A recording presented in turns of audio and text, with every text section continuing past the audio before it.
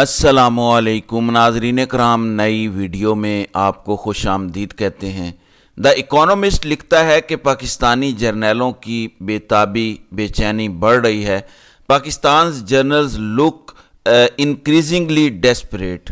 अ fraudulent election में not keep Khans fan at bay.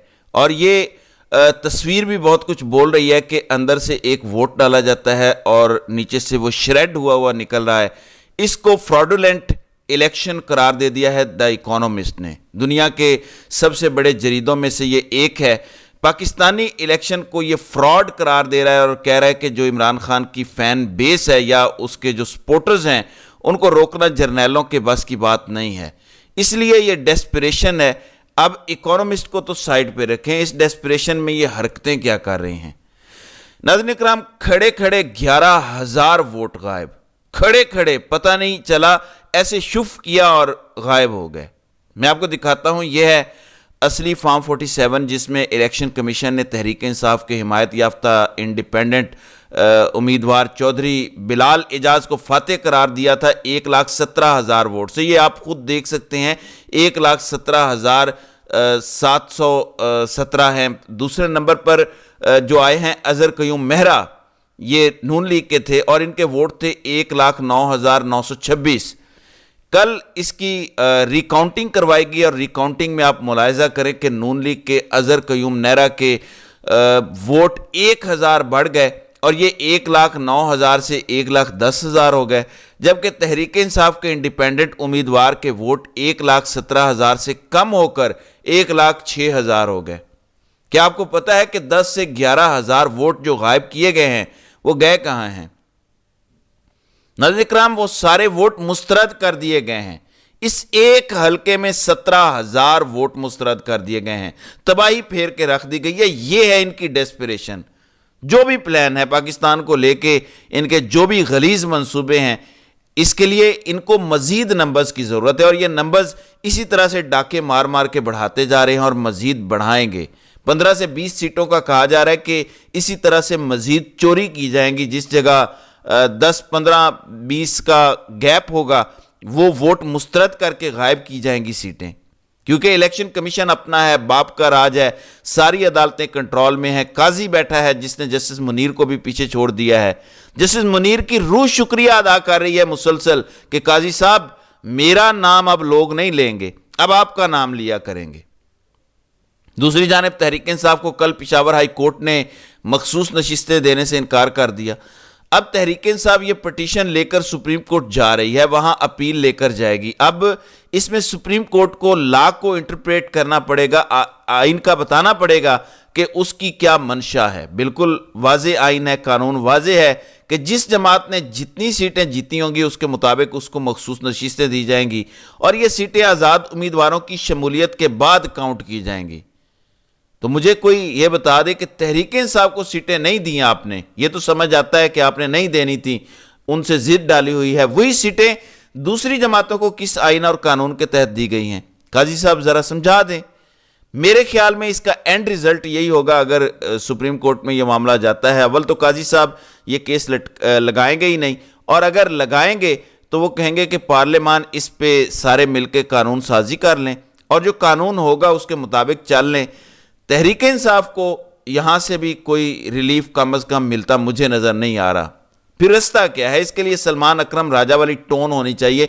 ये जरा सुने उन्होंने क्या कहा है कि जो इलेक्शन में मामलात हुए हैं उस हवाले से एक शफाफ निज़ाम कायम किया जाए जिसके तहत हम हक सच तक पहुंच सके। देखिए, हम लोग बहुत घायल हैं। हमने उस रात को सहा है 8 और 9 फरवरी के दरमियान जो बर्बरियत हुई, जिस तरह हमें उठा उठा के रिटर्निंग अफसरान के दफातर से बाहर फेंका गया, मैं खुद मौजूद हूं। तो ये हम नहीं भूल सकते, ये हम नहीं भूलने देंगे। हम इस पर इसरार करेंगे कि उस दिन जो धोखा हुआ, जो पाकिस्तान की जमहूरियत पर हमला हुआ, उसको आपको ठीक करना है। मैं आपको यकीन दिलाता हूं, इससे पीछे हम नहीं हटेंगे। अगर उस हवाले से कोई शफाफ निज़ाम है, इस वक्त 2 जज साहिबान को मुतय्यन किया गया है पूरे सूबा पंजाब के लिए, जहां 40 قومی نشستیں ہیں, 300 صوبائی نشستیں ہیں. 2 جج صاحبان کو کہا گیا ہے کہ 3 بجے سے 5 بجے تک وہ الیکشن کے معاملات کو دیکھیں گے. تو یہ نہ کرنے والی بات ہے. ہمیں نظر یہ آ رہا ہے کہ اس وقت نظام میں خواہش نہیں ہے. الیکشن کمیشن نے اپنے اختیارات کا استعمال نہیں کیا. 3 ہفتے ہم الیکشن کمیشن کے پاس در بدر پھرتے رہے اور اس کے بعد انہوں نے پہلے سے لکھے ہوئے فیصلے سنا دیے. تاریخ میں سیاہ حروف میں یہ تمام واقعات درج ہوں گے. میں آپ کو یقین دلاتا ہوں, آج اگر کوئی سمجھتا ہے کہ بڑی چلاکی سے اس نے معاملات کو نپٹا لیا, ایسا نہیں ہوگا. یہ ملک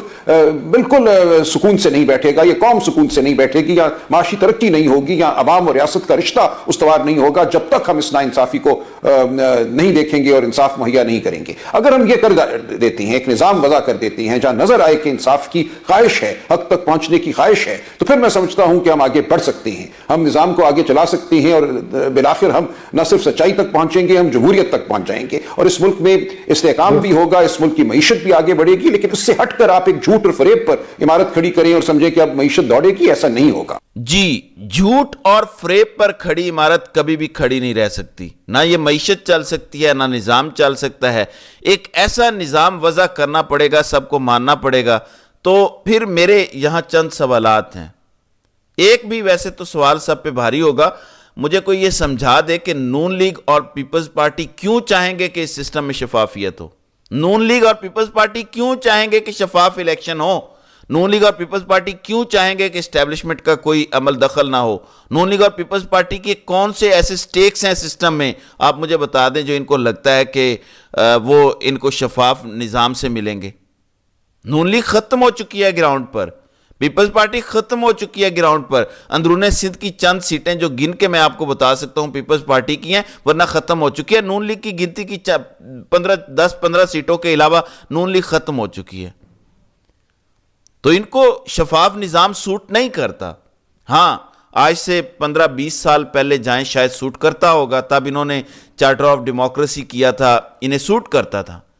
اگر اب یہ شفاف نظام بنا دیں تو پھر تو عمران خان کی حکومت آ جائے گی, اس لیے ان کو یہ سوٹ نہیں کرتا.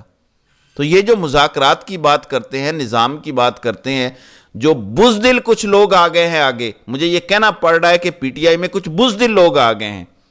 عمران خان جیل میں ہے اور باہر ان کا حق ادا نہیں کر پا رہے.